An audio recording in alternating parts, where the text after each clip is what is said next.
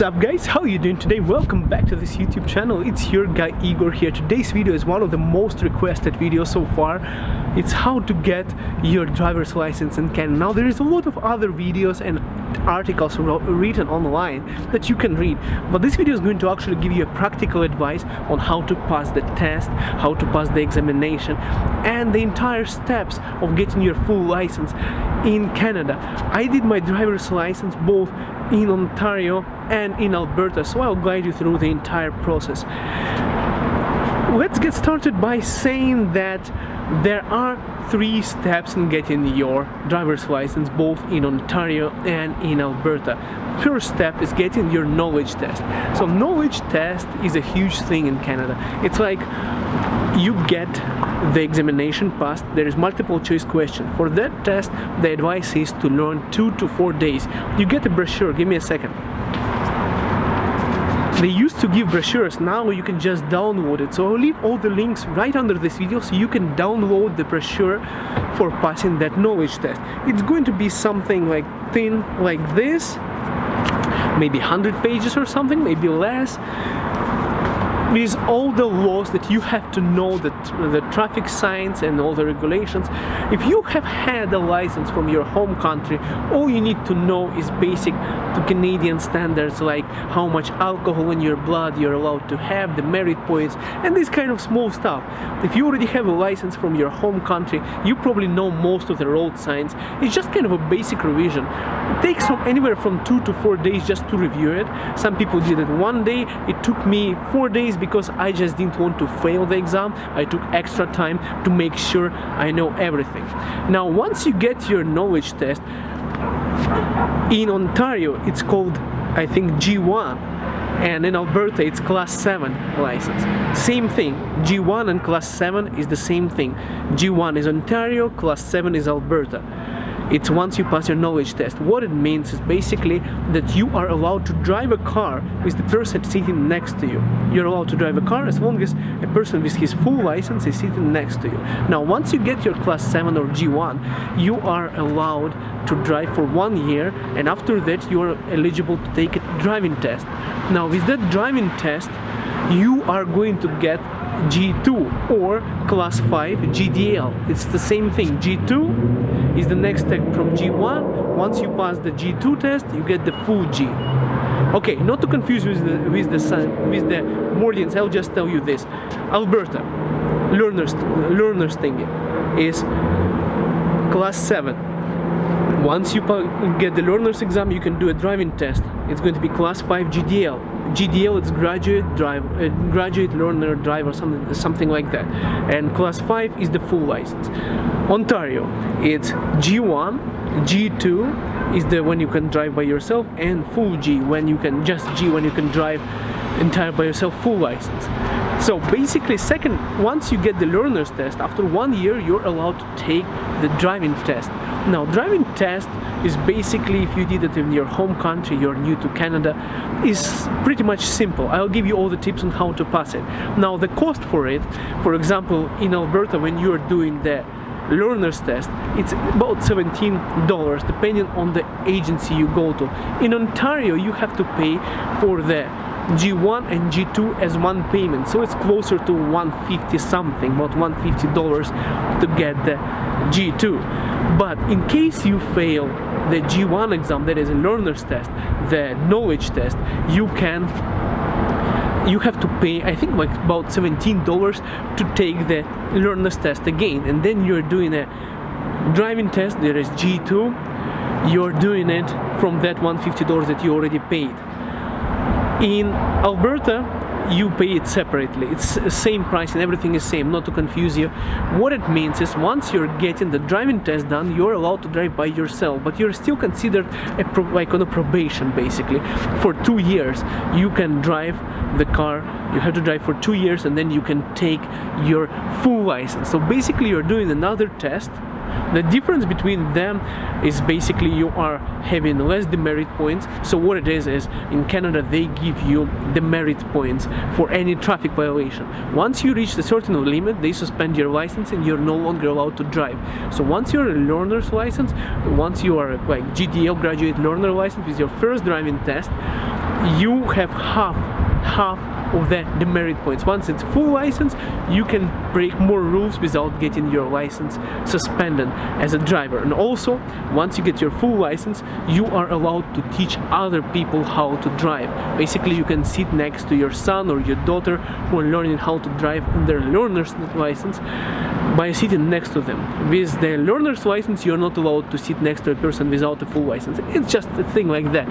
Now, to save you time, if you already have a license in your home country, you don't have to wait for that period to pass the test. If you have your license from your home country, you can just make sure you got your license to Canada, and also try to get your driver's abstract for your local traffic police or whatever agency is in your country and translated it into English, because this way you can make a straight jump. Instead of taking that first driving test, you can save about $100 or $150 by just taking a full license. Just you do the learner's exam and then you go and you drive and take that full license. Now, once you got your license in Canada, for example in Ontario, and you're moving to Alberta, you don't have to pay money to take another exam. You can just transfer your Ontario license, convert it into Albertan license. Alright, so it's pretty simple. But if you got your documents from your home country, you can save on one of the driving exams. Because I didn't get my document from Ukraine, they let me, because I just had my license, they didn't tell me to wait for a period with my learner's license to practice driving. I could straight away take the second step, the driving exam. And with that driving exam, I was able to take my full license right away. So that kind of saved me a little bit, but I still had to do 2 driving tests. It's ridiculous, I know, because it's just, that's the system how it works here. You have to do driving test 2 times. Basically the same thing, it's just you're allowed to make less mistakes on the second one, and it's pretty simple. Now let's talk about tips, because there are 3 parts to this exam. First part is the learners, second one is the not a full license where you can drive by yourself, and the third one is the full license where you can drive by yourself and it doesn't expire. Alright, so the tip number 1 for the learner's test: spend few days, read through a brochure. Links are right under this video to pass that test.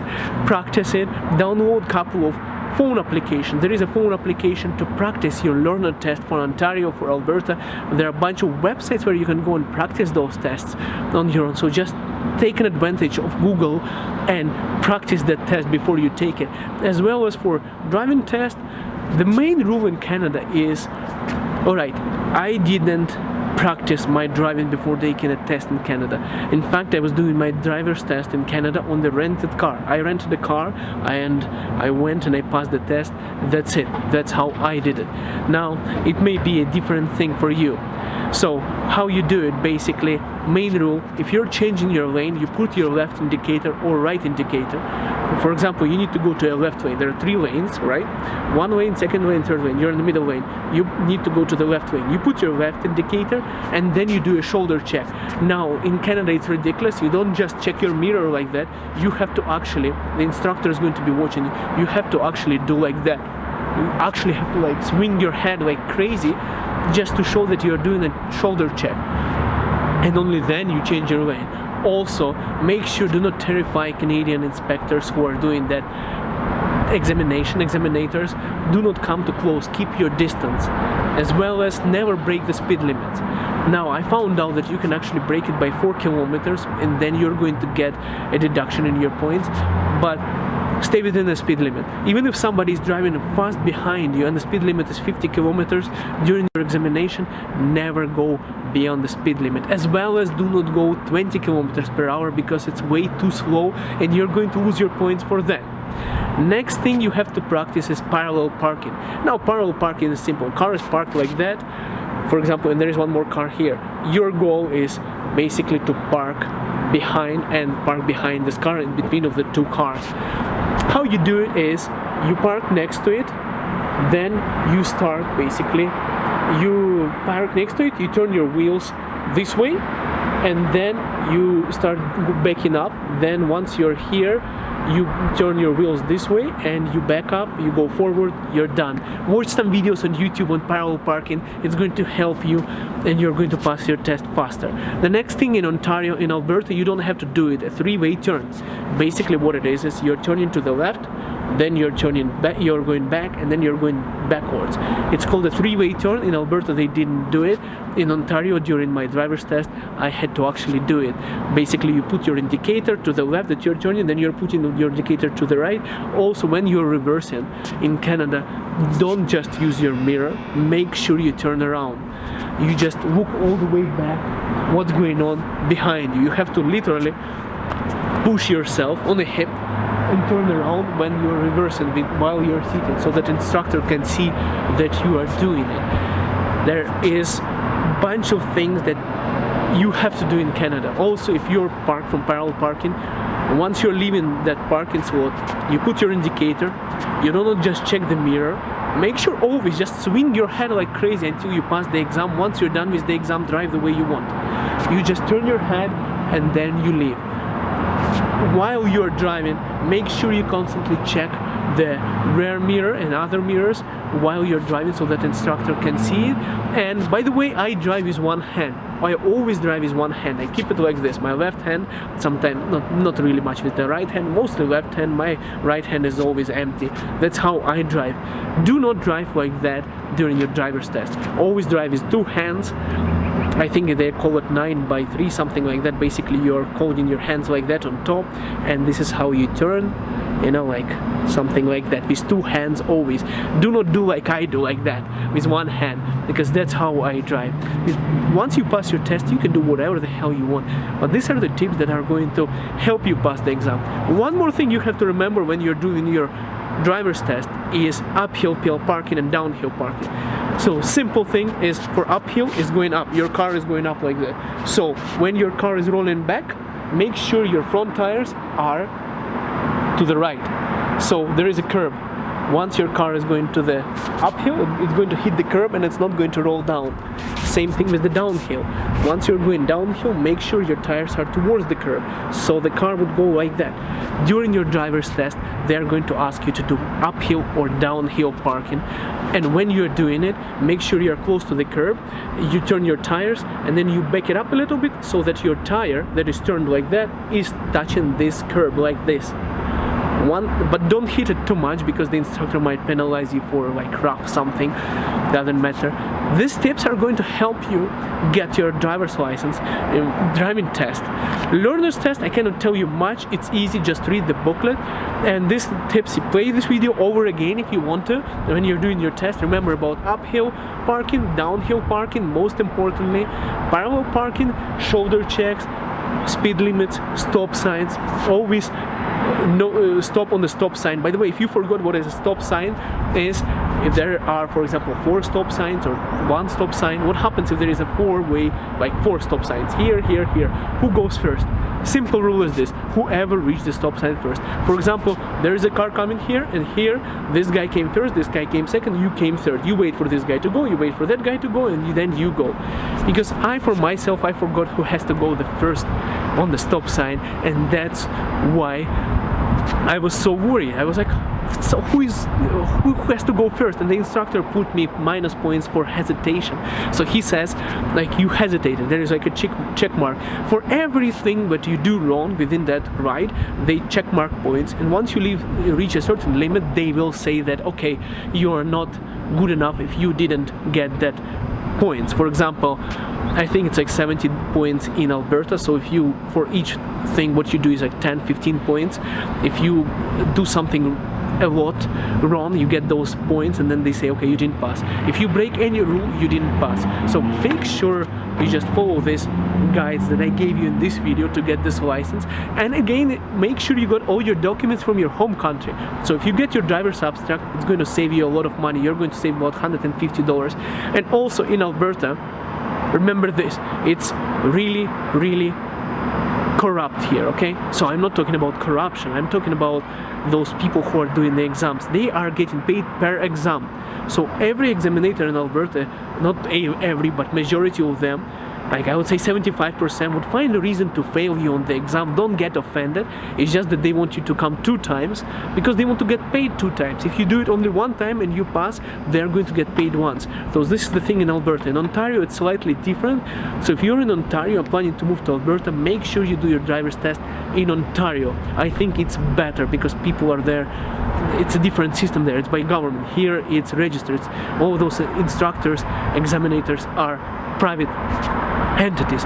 Also, if you want to really pass the test and you didn't ever drive, or you're really worried about it, go to a driving school. It's about $250, but this is going to guarantee you that they are going to provide you a car. You do a couple of classes and you're going to be really ready for the exam. Okay, so it's like $250 extra. But if you're like me, just taking an opportunity to go there and do it, and has many years of experience and doesn't really care about driving school, like myself, I didn't practice, I didn't ask anyone, I just went and I kind of asked my friend who did it before me and passed it. I wish you all the best on getting your driver's license in Canada. It's really important to have it, even if you get class like G1 license, just the learners. It's going to save you a lot of time not having your passport around. You can buy alcohol, you can go to a pub or something. Just having that plastic card with you saves you a lot of things, and plus it's an investment for you to drive a car in future. Once, for example, if you're an international student or whatever, it's really helpful to have a driver's license in Canada. So if you think this video was helpful for you, make sure you hit that like button, and if you want to see more videos just like this one, subscribe to this channel. Also, once again, I am replying to the most comments and I'm reading all of them. So if you want to see what you want to see more on this channel, make sure you ask in the comments below. Ask me what you want to see, ask me questions, I'm going to answer, maybe produce more videos for you. The more comments you ask, the more videos I produce. Thank you so much for watching. Make sure you subscribe so I can see you in the next video. Have a good one, guys.